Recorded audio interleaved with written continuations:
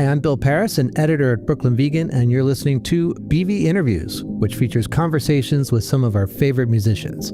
This week, we're talking to Eric Pulido of Denton, Texas band Midlake, who just released A Bridge Too Far, their sixth album overall and second since coming back from a nearly 10-year hiatus. Our conversation happened back in September, and we talked about recording the album with producer Sam Evian and how that differed from working with John Congleton on 2022's For the Sake of Bethel Woods, and how this might be their most Midlake-sounding album yet. Other topics of conversation include getting Ted Lasso actor James Lance to star in the video for Days Gone By, which was shot in one take on the streets of New York's Lower East Side, plus other songs on the record, upcoming tour plans, the difficulties of covering the Beatles, 5 records he thinks everyone should own, and more. I really enjoyed this one, and I hope you do too. Here's my conversation with Eric Pulido of Midlake.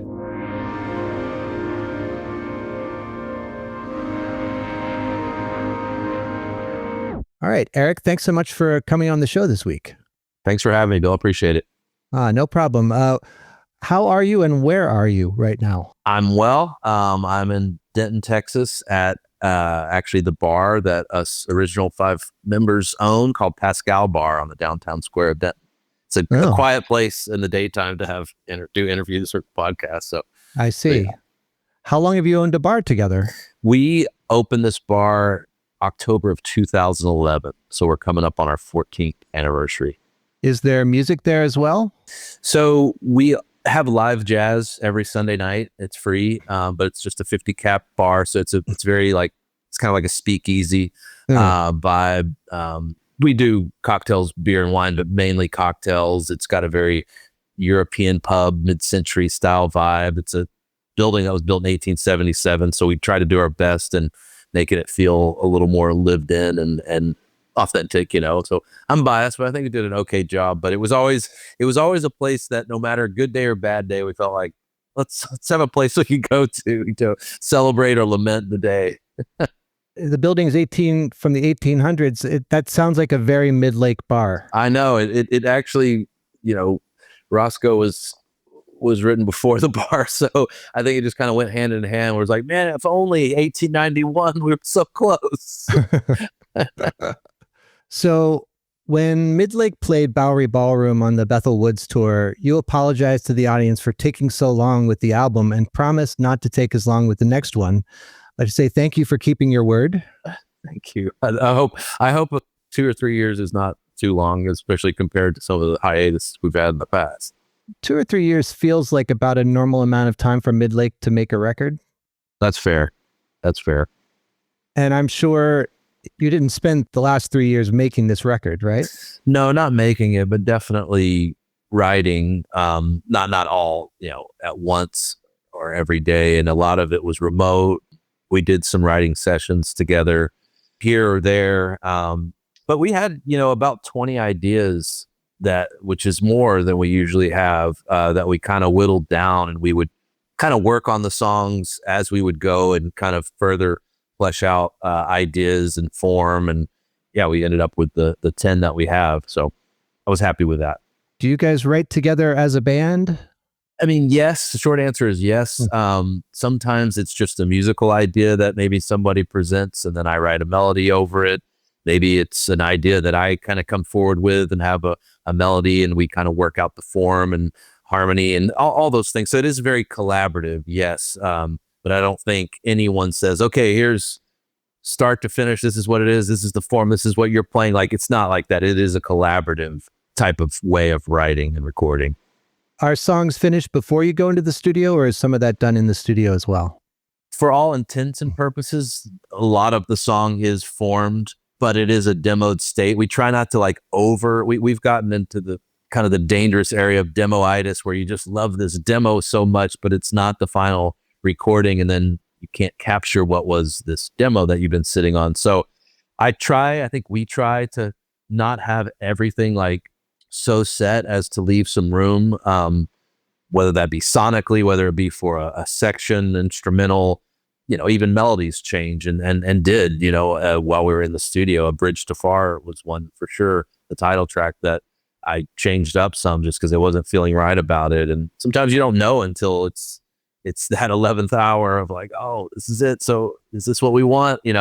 So yeah, there's a lot of it that's, if you heard the demos, they would be like, that seems like, yeah, that's that song. But it definitely are some things that take shape in the moment that you want to leave space for. When the press notes, or when the album was announced, press notes that came out with the Ghouls said that song was written during a period of uncertainty about the band's future. Was this an album that almost wasn't? I feel like every album is an album that almost wasn't. I think I don't want to say we're gluttons for punishment, but it's like we love one another. We love making music, and it kind of can be a means to an end to be able to stay on the merry-go-round and do the thing. And we just never wanted to make a record ever that we didn't feel stand, behind, and feel like it's really a authentic representation of where we're at. And not saying anything you don't know, but just navigating, existing in the musical environment can be kind of tough, and you're making pragmatic decisions that you wouldn't when you were 22, and so part of that is trying to figure out we had a conversation about everybody's goals with our management. It's very like business, like, what's your goal, what are you trying to do, and that could be personal life, it could be other elements of obligation. And so I kind of just did a play on words, and it inspired the song Ghouls, to kind of, in some way, to what can be demonized, of trying to like fight that off and say, no, we're going to forge ahead. It's always kind of been this onward type of cry, I feel like, with Midlake, of still going forward, trying to anyways. Yeah, I was going to say, I imagine for indie bands of a certain age, the future is always at least a little bit uncertain. Well, it is, in the sense that we really jumped when Van Occupanther came out back in 2006. We had day jobs, and we were kind of trying to do the weekend warrior type thing. And at a point, our jobs wouldn't let us off for weeks at a time. You're like, your paid time off is done. And it's like, okay, let's quit and just try to keep going. And that was the case between then and maybe 2014 or so, after we had made and toured Antiphon, and then kind of made the collective decision, like, let's pause. Everybody wants to do other things, whether that be start a family or do other musical projects. And so it was a conscious decision at that point to then, when picking it back up, saying, okay, what's that look like? What makes sense for us, And it's tough because you don't want to make decisions like that. You want everything to just be like, fuck it, we're rock and roll, and we're just gonna, well, your wife may disagree with that sentiment. Right. So, yeah.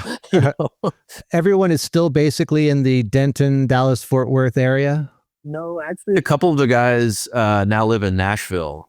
Joey's been there for a little while now, and Mackenzie moved more recently. And obviously, we can, travel and meet up and rehearse and all those things. So logistically, it's just the reality, I think, that we live in now. We're kind of spoiled to all be in the same town for so long and live together, or then after, everybody getting married, getting a studio, and obviously even the bar in and of itself. So yeah, they're in Nashville, and then the rest of us are here in Denton.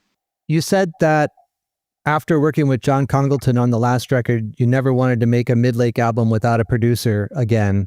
For Midlake, is a producer a creative collaborator, an impartial mediator, or both?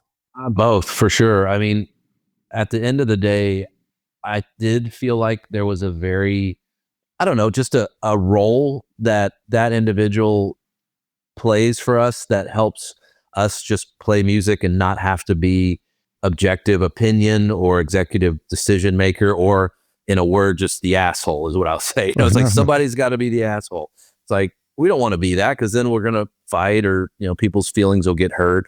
But with both John and Sam in the latest record, Sam Evian, they both, obviously just talented individuals, played more of that musical role, executive decision maker, mixer, just voice, that you don't know how that's going to work out or not, so that was almost like even though it sounds silly to say, it's like a bonus, like to have that element of collaboration that we really hadn't done much in the past. How did you hook up with Sam? Jesse's from Woodstock, and so is Sam. And I think they knew one another as well as our manager.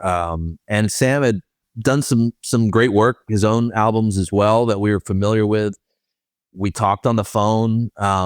It just felt like it was something that he was into, and heard the demos. There was some other producers that we were talking about, but it's just the stars kind of aligned that he was going to be available, and we just kind of take a swing at it. It was lesser than John Congleton just because I think we had more of a relationship with John, and a lot of the guys had worked with John more.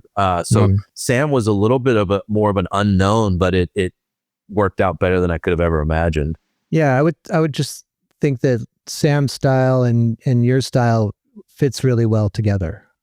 Yeah, I agree. And even, style, it's such a, I was talking about this earlier. It's like, it kind of can be, I just feel like it seems like we take a lot of left turns, and we kind of have new references of influence. And I felt like this album, we kind of leaned into just our own past in a way where it was like, we weren't referencing some new find or some new path. It was just, you're kind of pulling from the collection of every place that you've been. And then you have someone like Sam, like I said, objectively kind of going, yeah, let's go further down that road. Let's try that. It's 20 years into your career. Midlake have a pretty signature sound, even if you are trying new things out on every record.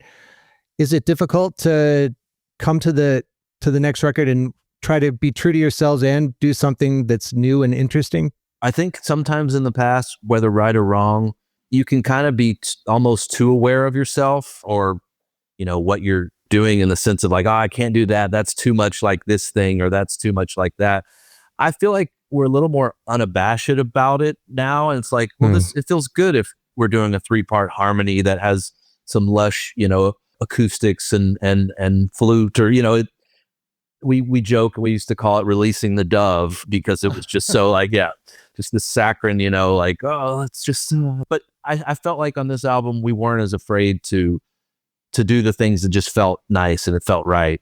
And then also, as you said, I think The Calling was one where Jesse and Sam pulled out their saxophones and started getting an idea of an instrumental that we'd never kind of gone down that road. And I even say jokingly it was Chicago-esque because that's what it just came to me when they did that. I was like, kind of sounds a little bit like Chicago, which might be, I don't know, it might be, someone might not agree with that, but it was just kind of what I had felt, in that moment, and felt like, let's just do it. Let's go for it. I think there was a lot of that with each other where it was like, hey man, if you feel like you're on something, let's keep going with it. Well, I didn't get any sort of Chicago or David Sanbornisms on this record. So, but fair. People are like rediscovering saxophone, I think, finally after it being kind of verboten after the 80s ruined it for everybody. Yeah, I agree. It's like anything. You can use an instrument in many different ways. And I think we, kind of flute came into our kind of the Midlake sphere at a time. And obviously Tim and Jesse both playing, and Tim was a saxophonist. That, the voicings are the same if you have the embouchure, with different woodwind instruments. So Jesse didn't even play flute before Courage of Others, and coming in and learning an instrument like that speaks to his own musical prowess, but then to kind of use that knowledge with these other instruments that did find their way onto the album and live, it creates a whole nother element that we can do within the band. Sam has his own studio in the Catskills or in Woodstock. Was there any talk of making the record there? There was, and even there was talk of maybe having to go do overdubs, but honestly, again, it goes back to just the logistics of things. It was much easier for the band to stay more local because we recorded it at the Echo Lab, which is a studio owned by our good friend Matt Pence, also a great drummer and engineer and producer. And it just was a lot easier sleeping at your own bed and going there each day. Sometimes there was a conflict with maybe one or two of the band members, and they could be able to go, get away and then come back. Sam even had to go play a show with his girlfriend, Hannah, and then come back as well. So it was a little bit of touch and go. When was the album made? We made it at the beginning of April. Okay. Yeah. That's a pretty quick turnaround as far as the music industry goes these days. Yeah, it was. I mean, we kind of knew the window, and then also Sam's window to mix it. And, once that was kind of done, thankfully, we didn't really have many mixed notes, and we just felt really good about it.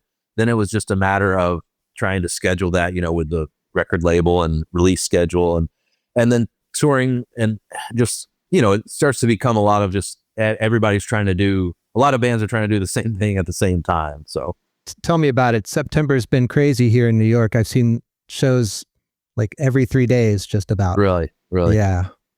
Well, you're spoiled. You get all the good shows coming through. Everybody stops in New York. Yeah, that's true.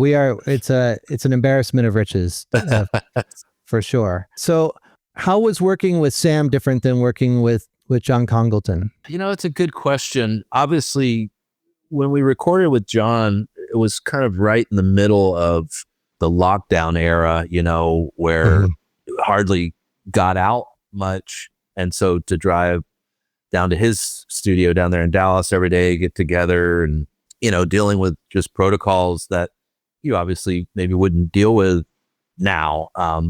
But like anything, you adjust and you get more comfortable and used to the scenario you're in. And John works very fast. He kind of makes executive decisions too. And there was a lot of trust. I mean, I think there has to be in both scenarios, but I think there wasn't as much talking about it. We just kind of just kept going. It was very just kind of a work in progress constantly. Sam's experience, again, just inherently probably was a little more just laid back and a little loose. I think we all was good to get together with all the guys, and there was just kind of like a looseness, a bit of a free-spirited element to the session that I hope translates, because I think the songs lent themselves a lot to that. And I mean, he also I think works quickly as well, but there was just again, a little bit more of a laid back nature to just trying to get through everything and make sure, because we're not used to having these very tight 2-week-ish schedules of this is when we're making the record. Everything before those 2 records was like months, of working in our own studio. So for better or worse. So you made the whole record in 2 weeks? Yes. Wow. Then, but yeah. That's impressive. Yeah. We had written and recorded demos, both locally, and we did some writing sessions where we'd kind of get out of Denton and be able to focus together. And that was fun and helped develop, but a lot of it was done remotely too. So we had about 20 ideas that we had whittled down to 10 core ideas that we wanted to take into the studio, and kind of had pretty fleshed out forms, melodies, and had some looseness of far as like gaps of like, well, we'll do something here for an instrumental, or maybe in the studio we did an outro that wasn't a part of the demo, or even sometimes changing the melody that just didn't feel right, which is always a little scary for me. But it's like you want it to feel right, and sometimes when it's like that 11th hour, just trying to tweak it. You mentioned Hannah Cohen before. She sings on the record quite a bit. Was she down at the studio as well, or did she do that later? No, she did it later. We had talked about it in the studio, both Hannah and Meg. We've not met either of them, but they're in Woodstock. And I think Sam, obviously with Hannah, but also Meg, had worked with them on other projects and said, hey, if you would like them to lend a voice. And we said, feel free, just wherever you think, feels right.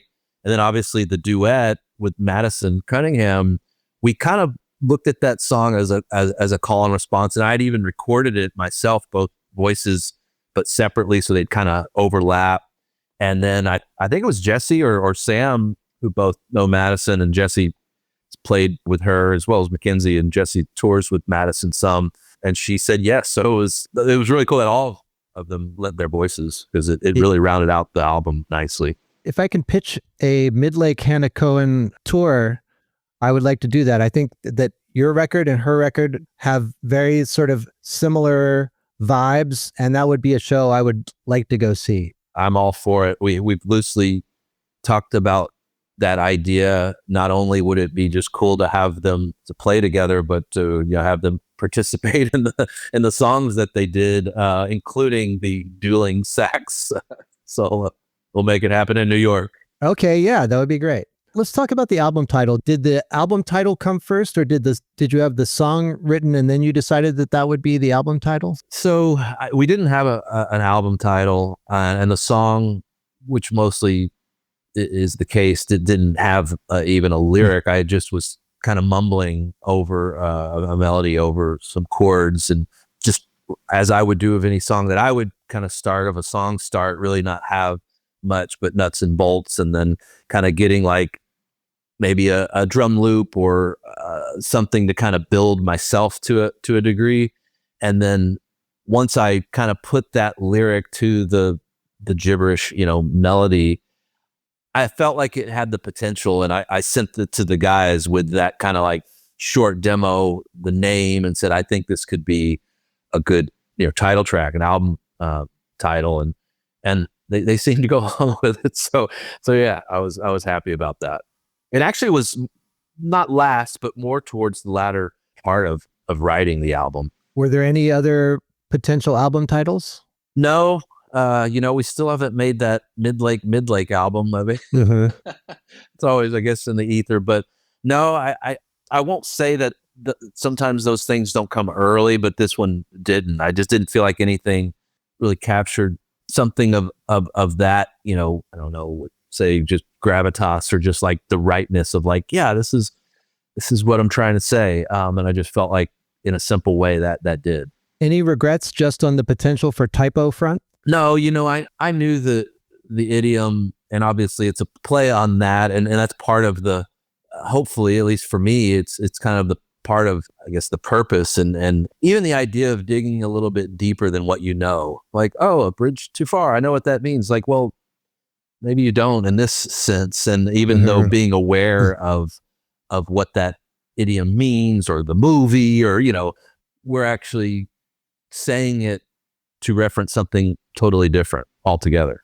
I'd like to say that I think Days Gone By is just a perfect opening song. It sounds like sunrise in June to me.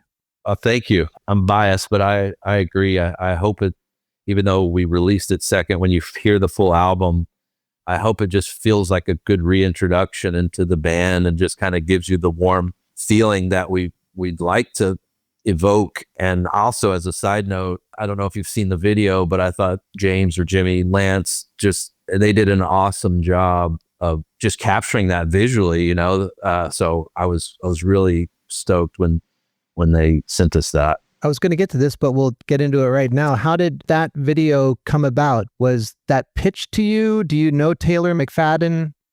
I'll try to do a long story short. So we had sent the album to Jimmy. He got on a call with us because we just thought it'd be cool to do something together. It was just kind of like anything. It was like, I like you like us. Let's do something fun together. And right.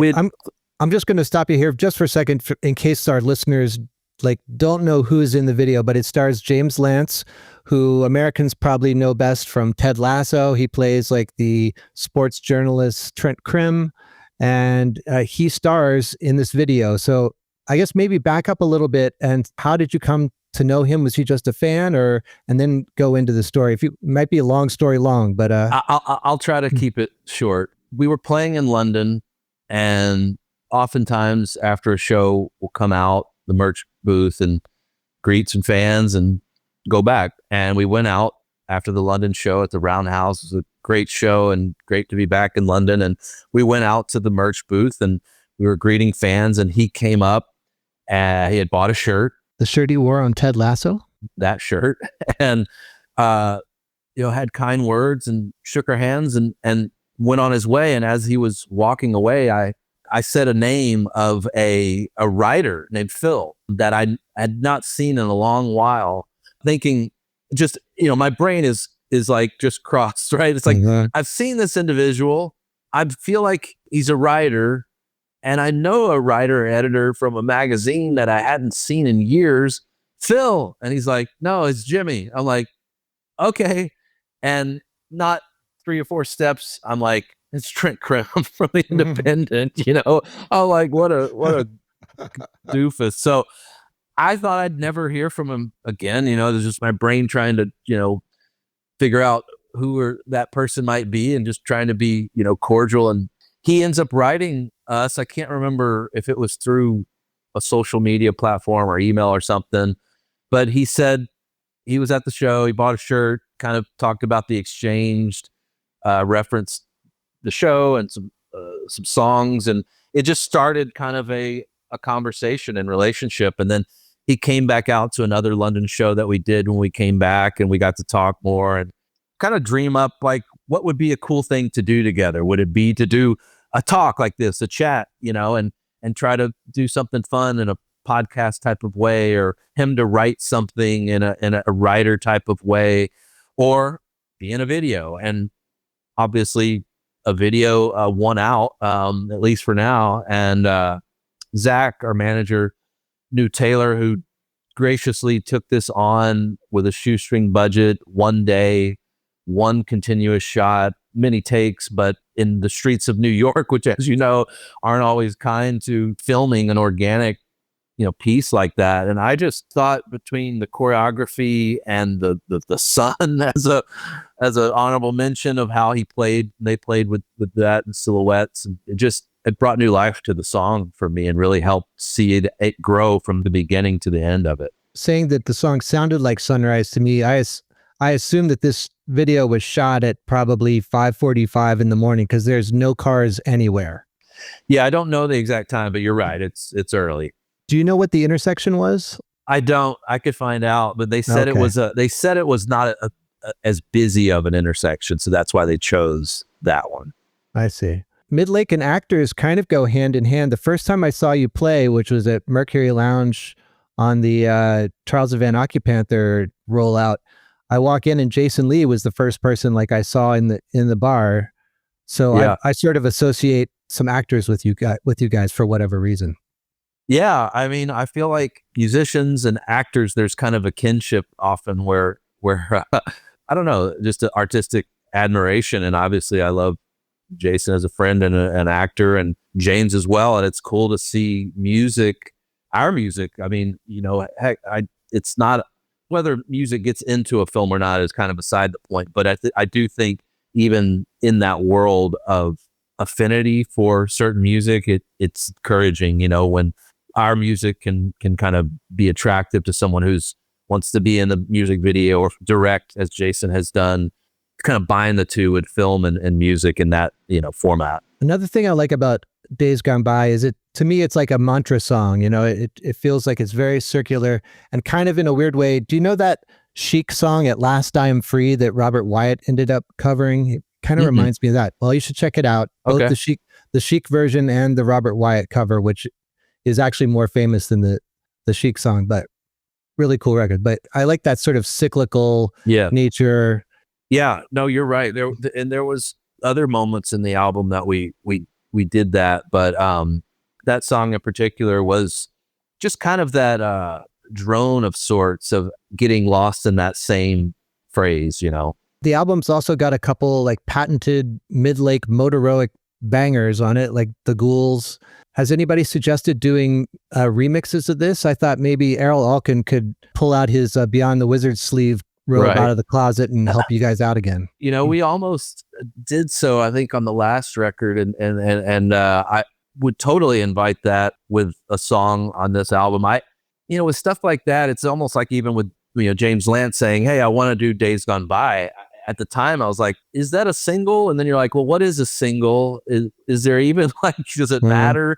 And so, if there were, you know, folks that wanted to do a remix, it's like a lot of times, like, what are you hearing? What would you want to do a remix to, you know, and for? So I haven't really thought what song. Maybe you have an idea, or another person out there that likes remixes, because that Beyond the Wizard Sleeve remix of Roscoe obviously did more than I could have imagined that a remix would. So it was really cool. That was also an era where there was a lot of indie rock songs getting remixed into dance club, you know, versions of things. There was a real cross-pollination back then, I feel like. Right. Yeah, no, I could see that. It definitely is a juxtaposition. But if it kind of leads someone back it's a cool thing to have done to your music, you know? Mm-hmm. I'm sure Simon Raymond has some DJs in his Rolodex somewhere. Oh, I'm sure he does. Another one of my favorite songs on the record is Make Haste, which I think is a really great headphone song. There's a lot of like space in like the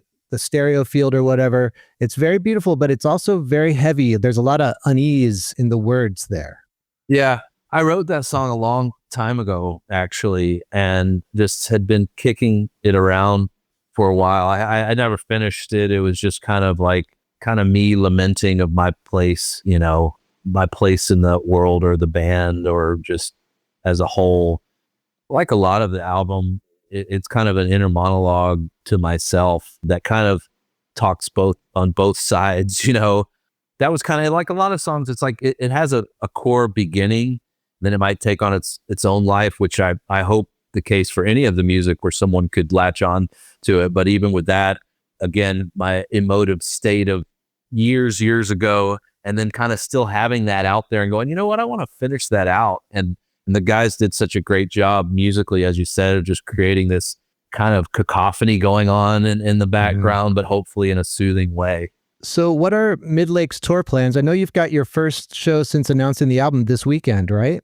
Yeah, we're playing a festival up in Amarillo this weekend, which would be fun just to get out and kick the dust off a little bit. But then we have some regional stuff when the album comes out, and then we'll head back over to Europe at the end of January for a run in the UK, a little bit of Europe. And then we're hoping between now and then we'll start. This summer will shape up a little bit more, but again, it's just trying to figure out everybody's schedules and managing that. And so, but yeah, I'm hopeful that we'll get a lot more opportunities, and New York will be one of those, I'm sure. How many new songs will you play this weekend at the festival? We're only going to play one new song, and then we'll add more to the November dates. We'll have a little more time together to rehearse and such. So, right, that makes sense. So you really haven't quite worked out how they'll play live. Well, you know, so much of recording the album is pretty live, you know. I mean, we obviously do overdubs, but that was what was nice is we do, you know, a good, at least, you know, 3 or 4 takes, you know, after we kind of made sure form and everybody's on the right page. And if we felt like, you know, usually it would be the last, or not always, but, you know, you kind of, when you get it, you're like, okay, I think that's the one. And then you just leave it to the guys to kind of like say, okay, that's the one that we're going to go back to and do overdubs over. So I feel like we kind of know the album. And that's also, I think a lot of the guys, especially if not by necessity, you know, we made a live record from our Roundhouse show. It's like, you can always just listen back and kind of, oh yeah, that's what I was doing there. You know? Good reminder album. I guess when you make a record in 2 weeks, you pretty much have to play it live, right? Oh yeah. Yeah, for sure. I mean, it will be good when we get more reps of playing it, you know, back to back, and you start getting a little bit more loose in the sense of doing different things, you know. But I think at first you get that sounds a lot like the record. Like, yeah, I guess if you're just kind of playing it like the record, it's not a bad thing. But I think over the years we have allowed some songs to take on some different shapes. Is there anything else we should know about the record? Any exciting Midlake news? Probably going to do, like I said, we're going to try to do some one-offs, if not more in kind of like larger markets in the US. But here comes the fire truck. But no, a lot of it is unknown to us as well. So we're kind of just playing it by ear and just glad that we're getting to do it again together. Well, it's our sign. Yeah. Usually it's Brooklyn that's loud. Yeah, I know. A couple of off the top of your head style questions for you to close out the interview. I don't know how much new or current music you're listening to, but do you have a contender for your favorite record of the year? Well, I got Madison Cunningham's new album. I mean, obviously she's put out a single, which is great, My Full Name, but I got to hear the full record, and I think it's a beautiful album. I'm stoked for it. Stoked for her. Stoked for Jesse playing with her. I'm so glad she sang on our record. But I'll give her the title for now. Okay. And then, can you name 5 records that you think everybody should own? Okay. Well, my favorite band of all time is The Band, and it's hard to pick between the Brown album and Big Pink, but I'll go with the Brown album. Okay. I'm gonna say Radiohead, OK Computer, even though it's a hard band to just pick an album. I'm a big Radiohead fan, and that album was pretty monumental, coming out in 97, when I was just graduating high school and, taking on what was next.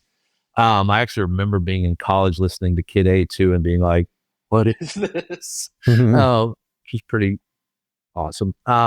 That's two. I'm going to go with Harry Nilsson. I'm a big Harry Nilsson fan, and just so much great music. I've gotten to share the point with my kids, and just to be able to, and obviously Popeye, I think there's just a talent among talents, and I just love his music and kind of the thematic nature that he kind of created. I'll go with Rumors, Fleetwood Mac, which obviously a big part of Van Occupanther, not just Fleetwood Mac. I mean, Neil Young, CSNY, America. We were delving into a lot of that West Coast thing, but that one probably took the cake. And then number 5, I will go with, I guess I'll cheat and I'll go with the Beatles. Actually, I'm going to go with Abbey Road. I don't think I've told anybody this, but we played a festival in England, and it was kind of towards the end of our last touring cycle. And I was like, I've always wanted to play the Abbey Road suite as like a surprise. Maybe not the whole, but most of it. And we kind of respectively went into our own learning areas and then came into the studio where we're rehearsing, and we played it once and we're like, yeah, let's not do this right now. Maybe it's a little bit more than I could bite off. So yeah, but it was fun. And that is a great thing on an album to do something like that. Yeah, definitely. I was looking up to see when your last show was, and you played back in May, and I want to say that you did a Beatles cover then. So we did a benefit show for a friend of ours, and one of the songs that kind of was inspiring to him is Jagaroo Deva, and Across the Universe, sorry. Yeah,